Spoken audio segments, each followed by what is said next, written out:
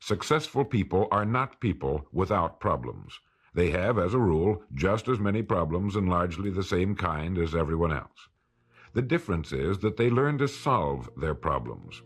Successful living is nothing more than the ability to solve successfully the problems which are as much a part of living as breathing. The degree of our success will be determined by the extent to which we can solve our problems.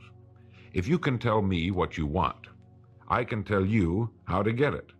The problem with the great majority of individuals is not with their ability to achieve their goals in life, but rather with the failure to understand two factors vital to successful living. The first is to make the decision as to what it is we want enough to give it most of our attention until it's been achieved, and to clearly define it. And the second is to fully understand that we have the ability to achieve this goal or we wouldn't want it in the first place. The next vital rule to successful living is to understand that our success is won or lost by our ability to serve others. We are interdependent, and it's just as impossible to succeed without serving others as it would be to live in our modern world without others serving us. Our rewards in life will and must always be in exact proportion to our service. It is the misunderstanding of this single law which, in my mind, is responsible for fully 90% of the frustration and discontent we see around us. Now, a lot of people don't like this law, if they're even aware of it, but not liking a law does nothing to change it. The basic laws of nature and economics are unchanging. If we're out of step with them, we are, as Thomas Huxley put it, checkmated, without haste, but without remorse. But to those who know and work with the laws, he said, they are paid with the overflowing sort of generosity with which the strong delight in strength. If a person doesn't like his income, all he has to do is take a good long look at his service. Look where you will find this law in undeviating operation. Our rewards will always be in exact proportion to our service. This is the law, then, that lies as the supporting structure of economics and personal well-being, so fix it in your mind. All attempts to sidestep or in any way avoid this law will result in frustration and failure. So this brings up the question, if what I want is more than I now have, how can I increase my service in order to earn it? Well, whom do we serve? We serve people. So let's take a moment to try to understand people. The more we understand them, the better we can serve them. I think of an adult human being as a grown child, doing his best to play for the first and last time on earth this game called life. The extent to which he learns the rules of this mighty game will determine his success. But right here we run into an historic and exasperating fact. People down through the centuries have, with the most amazing consistency, divided themselves into two groups. One group contains about 5% of any given population. The other group contains the remaining 95%. Neither of these two groups is any better than the other. But one thing separates them. The big group, the one containing about 95% of the people, never seems to get the word, while the smaller group, the 5%, does. Now, what do I mean by getting the word? I mean about 95% of the people never quite understand, emotionally or intellectually, that we as individuals control, to an altogether unsuspected extent, our lives here on earth. That each one of us is the architect of the structure fashioned by our years. You see, all of us want the same things, but only about 5% figures out how to get them. Within each of us burn two unquenchable ambitions: to serve importantly and to gain financial independence. Both of these worthwhile goals are within the reach of all of us, man or woman, but according to statistics, only about 5% achieve both of them. Why? Let's look at it logically. Every human being has a tendency to think, act, and talk like those by whom he is surrounded. This is environment, and it exercises an enormous influence on our lives. We've already pointed out that 95% don't seem to get the word in life. Then it follows that in the case of any given individual, the odds are 95 to 5 that he is surrounded by the larger group. And since a body in motion tends to remain in motion until acted upon by an outside force, that he will continue to conform to his group unless we can do a better job of serving him through knowledge. The failure of most people to live successfully is not caused by their lack of abilities, far from it, but rather in their failure to decide what it is they want, and understanding that our wants are governed by our talents and abilities, and that we are divided into two groups of roughly 5% and 95%, and that it's the 5% group which is successful. So here, let me give you a definition of success which, to my mind, covers the subject completely. Success is the progressive realization of a worthy ideal. That is, anyone who knows where he is going in life is a success. At the moment he makes the decision of what it is he intends to accomplish, of what it is he considers a worthy ideal, he is successful. Once this goal has been accomplished, he is again, by our definition, a failure, until he establishes a new goal toward which to work. To my mind, this is what we as human beings were intended to do, to go through life from one achievement to another, and to finally come to the end of our road here on earth, still reaching, still working toward a new and better plateau on which to stand. For this is to live and live completely, to know as much as we can know, to serve as much as we can serve, to accomplish as much as we can accomplish. Well, since success is the progressive realization of a worthy ideal, why are we faced with only 5% who can be called really successful? Because the best estimates available tell us that only about 5% will ever decide upon and define the one thing they want. One thing, because we can only do one thing at a time. To my mind, the story of a person's life is the story of a quest, a search to which he devotes his life. We know that the happiest people on earth are those who know exactly what it is they seek and set boldly out to find it. And while we're all dreamers, the fortunate ones are those who have found a dream so exciting and worthwhile that they'll devote a part or all of their lives to making that dream come true. But while all dream, by far the great majority, that 95%, never realizes that a persistent daydream is often the point on which we should set our compass, the place toward which it is meant for us to journey. The tragedy is that the great majority shrugs off this built-in direction finder and returns to the wide, visible, well-marked road in life which they feel must be the best road because it carries the heaviest traffic. Well, let's make this point clear. The road in life with the heaviest traffic is not the best road to follow, for it is the road of the 95%. It is the road with no more opportunity and with 19 times as much competition. Of all the billions of human beings who've lived on Earth, all great advances, all great ideas have come from just a handful, a few thousand out of billions. Now, how have the people as a group reacted to the great ideas? Every great leader and thinker, from Socrates to the Wright brothers, has been scorned, ridiculed, poisoned, imprisoned, stoned, pilloried, burned at the stake, or crucified. Mankind as a group has made a consistently grisly game of tormenting his saviors. Why? Lack of information, lack of knowledge. It comes from following the wrong crowd. What can we learn from all this as individuals? Two things. One, to amount to anything as individuals, we've got to be individuals. We've got to have individual goals, individual thinking, individual action. And two, we must never conform to the great mass of people. We must love them, help them, for our joy and success will be determined by the extent to which we serve them. But we must never lose our individuality and identity by permitting ourselves to be submerged in this suffocating sea of indirection and purposelessness. There's nothing wrong with emulation. In fact, it's a good idea, so long as we emulate a person who represents that which we wish to become, but never the crowd, never the 95%. We are what we think about. Our minds, our thinking controls our destinies here on earth to a degree totally unsuspected by the great majority of people. When you think about it a moment, it becomes so obvious, so clear and simple. Well then, if we become what we think about, and if we can control our minds, we can pretty well tell our own future. And that's the point I want to make.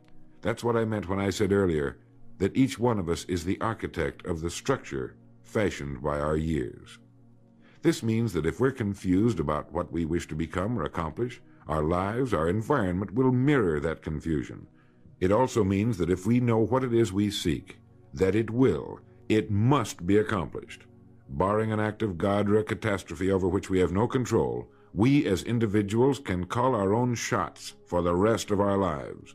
We can know what it means to go through life from one success to another, to play life according to the rules and reap the rewards. We can know what it means to have peace of mind and live calm, cheerful, successful lives. You are at this moment the sum total of your thoughts to this point, for there is nothing else you can be. And 5 years from now, you can be and have anything you set your entire mind and heart upon. Succeeding in life has always been a matter of doing that which the great majority does not do. Now let's keep this in mind as we get into this business of goals. It isn't that I want to make an invidious comparison between the 5% and the 95%, not at all. That's just the way it is. And if we don't recognize it, it will be to our cost. At the beginning of this record, I made the statement, if you can tell me what you want, I can tell you how to get it. You see, the trick is not in achieving our goals, it is in establishing them. A ship would never leave a harbor if it did not have a destination. An industrial plant would never open its gates if it did not have a product or a purpose. Football would not be played without goalposts, nor would baseball without a home plate. Every business operates for a purpose. Every game has a reason. Getting back to the analogy of our ship, if you were to climb to the navigation bridge and ask the captain the name and location of his next port of call, he would tell you immediately. There's not the slightest doubt in his mind. Can you tell anyone your destination just as quickly and in one sentence? The captain of the ship knows that he can arrive at only one port at a time. He knows that it's impossible to arrive at two. Do you know that? He also knows that his destination will be invisible for fully 99% of his voyage, but he knows it's there, and that he'll reach it, barring an unforeseen catastrophe, if he will just keep doing certain things a certain way every day. One fine morning his destination will appear on the horizon. He'll sail into port, his voyage successfully completed. When his business has been accomplished, he'll then sail to another predetermined port of call, and this will take him and his ship from one success to another for the rest of both of their lives. By understanding that he can reach only one port at a time, the owner of a ship can, in the short space of a very few years, reach hundreds of ports successfully. There'll be problems, lots of them, but they'll be solved, and the ship will steam its solitary course over the deep oceans of the world, devoting its life to accomplishing its mission and contributing its share to the welfare and economy of the world. Men and women who follow this sensible, obvious, and meaningful way of life will do the same. But the paradox is that most are like ships without rudders. They're subject to the whims of wind and tide. And while they hope they'll one day arrive in a rich and bustling port, you and I know that for every narrow harbor entrance, there's 1,000 miles of treacherous and rocky coastline. The chances of their just drifting into port are 1,000 to 1 against them. These are the unfortunate people who, not knowing the rules, believe that circumstance controls our lives. They believe in luck and superstitions, fate, the breaks. They believe that success comes as the result of who you know, not what you know. And while they cling to their false alibis, life passes them by. For the rules of life are just, and they are checkmated, without haste, but without remorse. Now what about you? Remembering that the definition of success is the progressive realization of a worthy ideal, what's the ideal toward which you are working, now, today, yesterday, and tomorrow? Can you write it in one sentence? Is your goal sharply and clearly defined? I mentioned on the first side of this record that I could tell you how you could be and have anything you set your mind on in 5 years. To better understand this, you must examine one of the most overlooked facts in the world. It is that every job, no matter what it may be, holds somewhere within itself the key to everything we want in life, the key to greatness. But we must look for it, and we must think. Decide to become a professional at your business. You see, we can either compete or create. If we compete with all the other people in our line of work, we must be willing to accept the same rewards. If that's what we want, fine. But if we want to become professionals at what we do, then we must create. And when we begin to do this, there's no limit to that which we can achieve. We hear a lot these days about a word called security. Everyone wants security, but not 1 in 10 can tell you what it is. Most people will tell you that security rests with a job. This is impossible. There is no such thing as a job that represents security. Anyone with a job can lose it for any one of 1,000 reasons at any time. There is only one place on earth you can find security, and if it isn't there, it isn't anywhere. It's inside of a person, never outside. If a man has security inside, where it belongs, his wife and children can feel it when he sits down to eat with them, and they're warmed by it. If a man has security inside where it belongs, you can see it walking down the street, and you can feel it when he enters a room. That's security, and you can't take it away from him. You can take away his money, his home, everything but a wife who's willing to start over, and most of them are, and drop him anywhere in the country. Go back in a year, and he'll be doing just as well as when you found him the first time. You can't keep a good man down, no matter what you do to him. Like cream on milk. You can shake it all day, but just set it down for a while, and it'll bounce right to the top again. This man or this woman has security, where it belongs. And do you know where it comes from? It comes from doing what we do for a living surpassingly well. It comes from being a pro in a world of amateurs. Becoming a pro isn't difficult. It comes from knowing what to do with time. It comes from knowledge, planning, and working. First, knowledge. This means learning everything we can about what we sell, learning everything we can about people, since that's who we sell, and learning everything we can about selling, since that's our profession. What we sell, who we sell, and how to sell. Those three subjects would fill a large library, but we can take things one at a time, and by devoting an hour a day to study, we can become outstanding professionals in 5 years or less. And it's the professionals in this business who can write their own tickets, good times or bad. They can live where they choose, and being professionals, work when they choose. Second, planning. This means writing down the specific goal we're now working toward. It means writing in detail about the first port of call we want to reach, realizing that we can only reach one at a time. It means selecting the income we feel will represent financial independence to us. Once this has been selected, we know exactly what we must do in order to reach it. As soon as our first goal has been reached, we can set a new one. The person who does this is the person people call lucky. Good things just seem to happen to him. The so-called breaks start coming his way. But it's a result of planning and working positively that attracts the good things to us. I can't emphasize too much the importance of describing your goal in detail. If it's a beautiful new home, get the actual plans, or at least an elevation drawing of the home, and carry it with you so that you can look at it regularly. If it's a certain amount of money, write down the specific amount for the coming year to the penny, and then work your plan. Whatever your goal may be, write it down in detail. Then you're like this ship. You're on course, and you'll reach more successful ports in a few years than most men do in a lifetime. And third, working. Working more than the average, if we're going to achieve more than average results, is necessary, of course. But with proper planning and with knowledge, it seems easy. Moreover, to work, we need energy, and energy is inextricably linked to desire. Unless we have a desire to do a certain thing, we find ourselves without the energy. But you will never find desire without energy.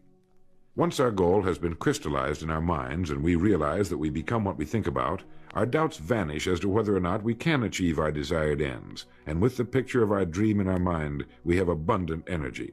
Compared with what we ought to be, we're only half awake. Our fires are damped, our drafts are checked. We're making use of only a small part of our possible mental and physical resources. Stating the thing broadly, the human individual thus lives usually far within his limits. He possesses powers of various sorts which he habitually fails to use. He energizes below his maximum, and he behaves below his optimum. And then he wrote, "Excitements, ideas, and efforts, in a word, are what carry us over the dam." He goes on in this excellent essay to point out that we have deep reservoirs of abundant energy that we habitually fail to use, and that by pushing past the first false feeling of fatigue, we will find an exhilarating second wind that will take us to our goals. This is why in studying the lives of the world's great men and women, we find they seemed to be indefatigable. Work meant nothing to them, because what they were doing, where they were going, filled their entire worlds. Frequently, people find it difficult to establish a goal toward which to work. Realizing that we cannot be successful without a goal, here's a good way to solve the problem. Get off by yourself and where you can think without being disturbed. Then write on a sheet of paper a complete description of the person you would like to be and the things, in being this person, you would have. Once this has been done, start acting the part of the person you wish to become. Carry, as often as you can, a clear mental image of the person you want to be, and begin to be that person. Soon this will become so knit with habit, it will lead you without fail to the goal you seek.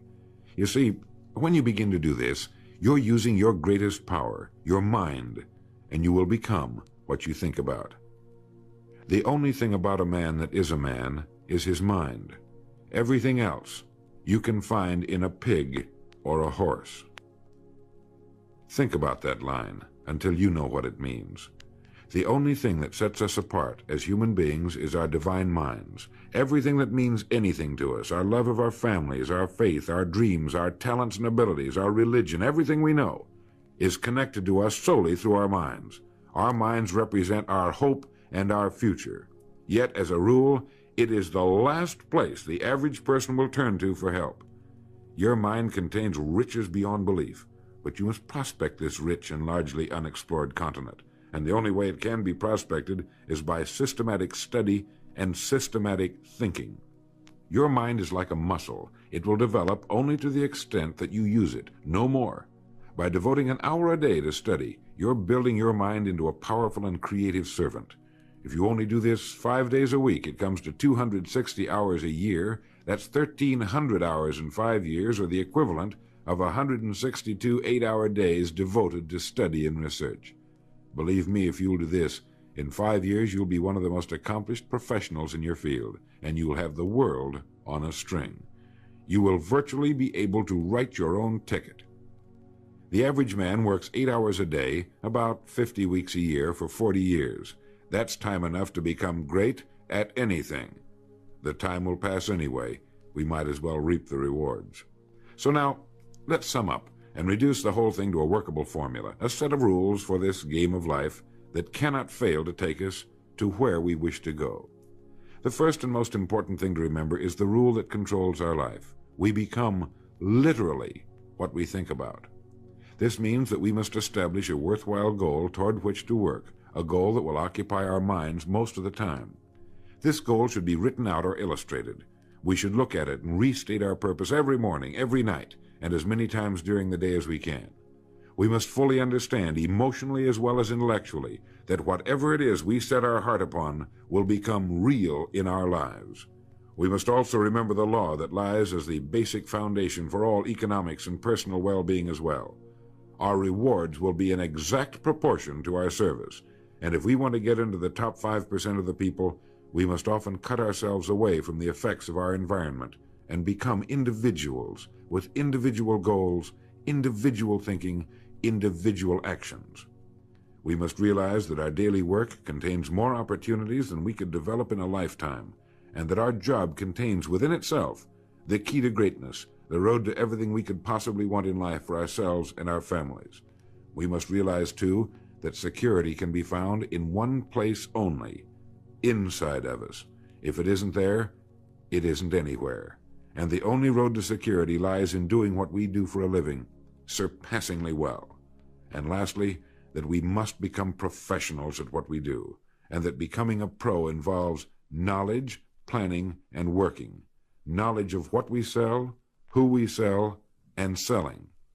Planning by establishing the goal, which automatically establishes our work pattern. The great salesman is like the great golfer. It looks easy the way he does it, because it is easy the way he does it. But it took time, dedication, and work in its accomplishment. Is it worth it? You bet it is. P.G. Hamilton once wrote, "Let's be different. A strong life is like that of a ship of war, which has its own place in the fleet and can share in its strength and discipline, but can also go forth alone to the solitude of the infinite sea. We ought to belong to society, to have our place in it, and yet be capable of a complete individual existence outside of it. And remember the strangest secret, will you?